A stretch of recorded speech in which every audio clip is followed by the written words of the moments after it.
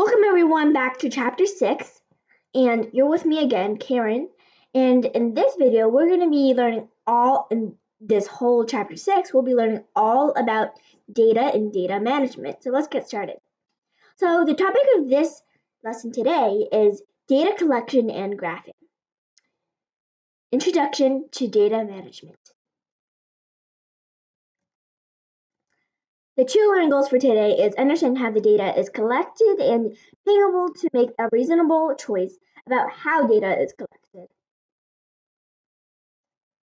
As you can see here, below is a patient's temperature record in a hospital. This is a line chart, and it reflects the changing trend of data. Notice what type of data each type of charts and data management it represents and reflects. And we will be having a separate lesson on each type of these charts as the next few lessons. So you would want to pay attention. So this line chart reflects the changing trend of data. This is a statistical chart of the number of people participating in the extracurricular activities in a school. So there's 4 types of these after-school activities: literature, sports, technology, and reading. And it reflects the specific situation of the data. So it splits this whole piece of data into smaller pieces. And it's talking about literature, sports, technology, and reading. And as you can see here, it's really easy to compare these different values. And this is called a bar chart. A bar chart reflects the specific situation of the data. Below is a statistical chart of the number of apples, bananas, and oranges shipped into a fruit store. And, this is, instead of saying persimmon, it's supposed to be saying oranges. So as you can see here, that this pie chart reflects the percentage of each part of the data. So what fraction of the whole amount is what type of object? And this can also help you compare different quantities of different things. So all 3 of these types of charts. Do you know how the data in the above 3 statistical charts are obtained? How do you collect data in these separate different methods of data collection? So we're going to be going through some demonstrations about how these different types of data collection methods can be used in solving real problems. So here's demonstration 1. Layla wanted to know the water usage situation in her city, so she searched for information and got the following line chart. So she investigated this problem, not really a problem, but she found the information, she graphed it out on a line chart. And this is what she got. So as you can see here this is the year 2006, 2007, all the way to 2010. That's the year. Over here, this is the water usage unit. As you can see, cities and towns consume much more water than smaller countrysides over here. It's labeled city/towns and countryside.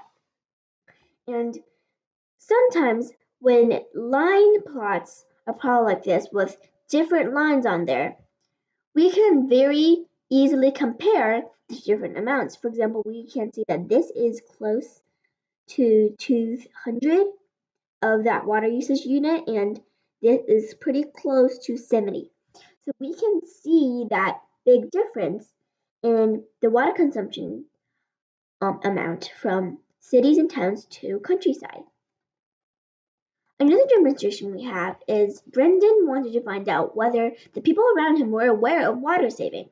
So he designed a simple questionnaire and randomly surveyed 40 people in the community. The results of the survey were made into a statistical chart. And this is the questionnaire. You are blank years old. 1. Do you keep the faucet on when you brush your teeth? A. Always. B. Sometimes. C. Never. 2. Will you use the used water for other purposes? For example, mopping the floor with washing water, flushing the toilet?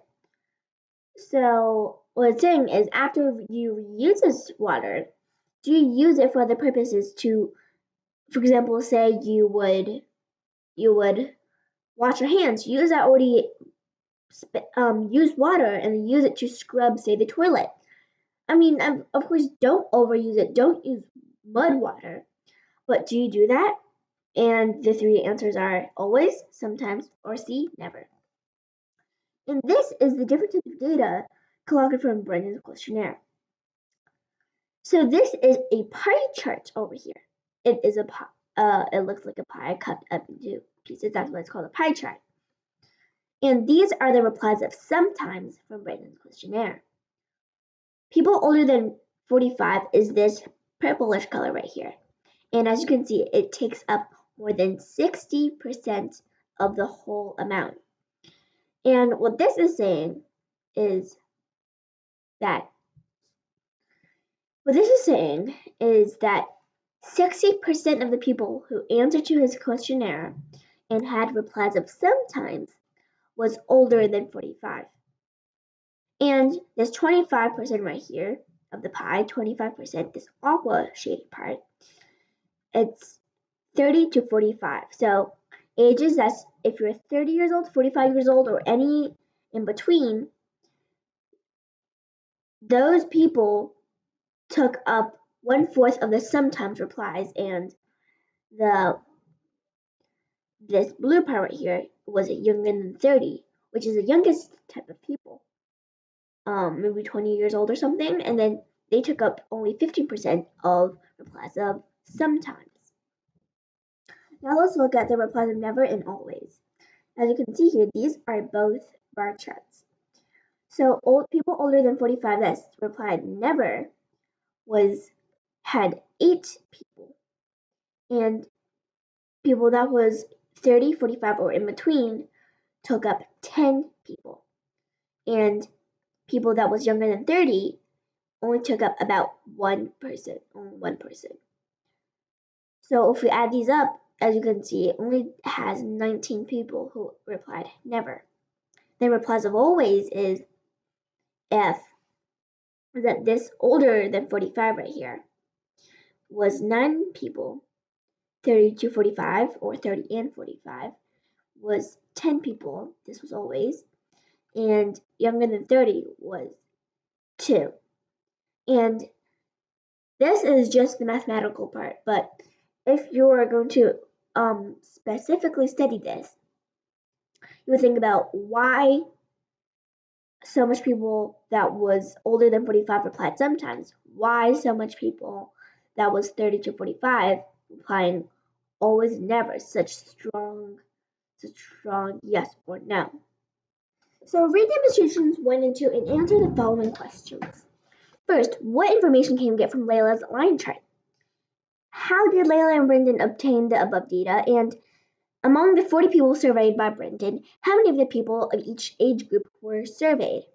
The last one is, based on the survey data given by Brendan, which age group do you think has the most water-saving awareness? So I want you to pause this video and then quickly jot these down on your notebook. Then you can go back to the part where I was talking about the different, so this slide, and then you can take that and then you can look at that and solve the problem on your notepad. Now, are you done? Great. So what information can you get from Layla and from Layla's line chart? So you can see how cities and towns, they were consuming quite a lot of water, much more than countryside. That is a conclusion.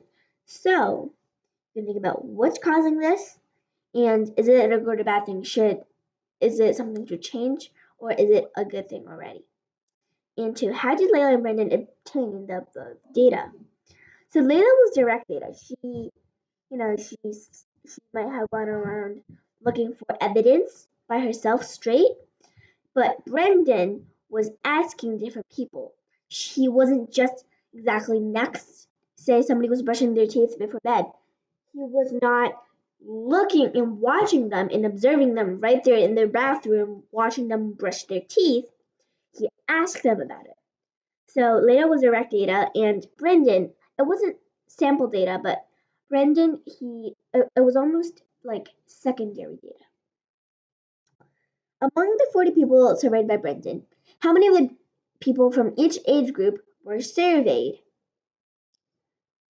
So 30 years or below, he got 6 people. 30 to 45 years were 24 people, and 45 years plus was 10 people. Based on the survey data given by Brendan, which age group do you think has the most water saving awareness? It's probably 45 and plus. Think, what other methods can you use to collect data? Well, you can interview directly, you could sample, you could do some experimentation by yourself, and do some measurement. So think, how do you understand the height of many students? So there's lots of students, how do you understand the height of them? How do you compare their height and collect the data? What type of methods can we use to collect the data? This is measurement. You have to measure the heights of many different students. 2. How do you find how well your classmates are studying in the first 5 chapters of math lessons? So you're in the class and you have to discover if they're following along with our lessons. How are you going to find out what other students how good they are studying the first 5 chapters of math lessons? Well, of course, you have your first rubric. You have to know what is good and what is bad. And this is investigation. You have to investigate this problem. Process of data collection. Discuss. What are the approximate processes to go through when engaging in a statistical activity?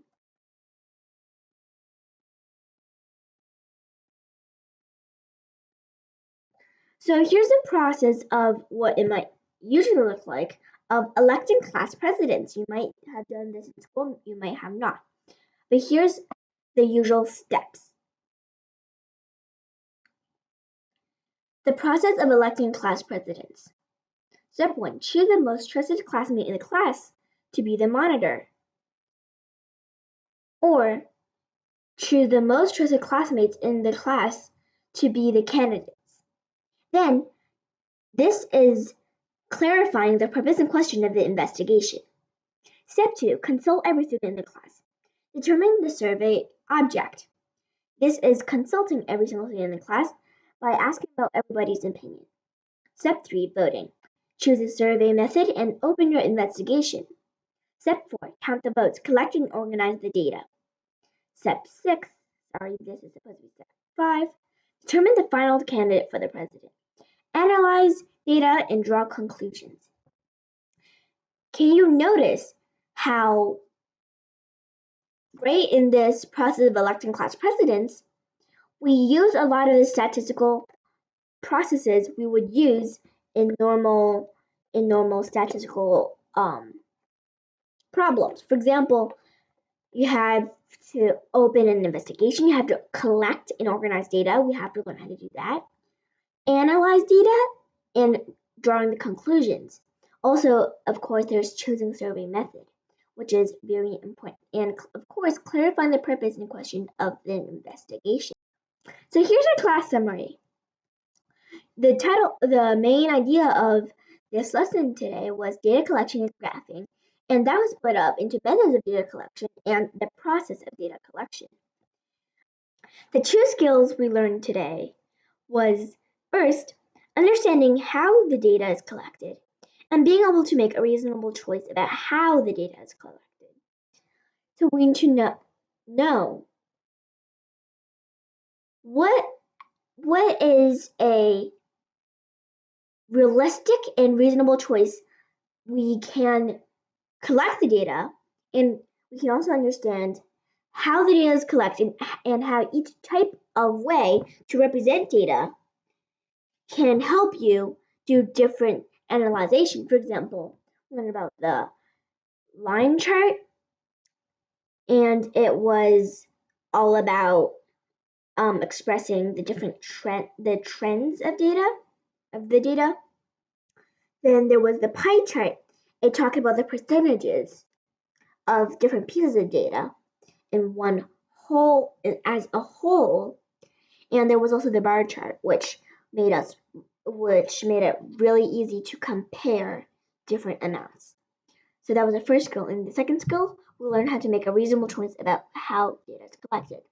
So I hope you enjoyed this lesson, and we'll meet you in the next video.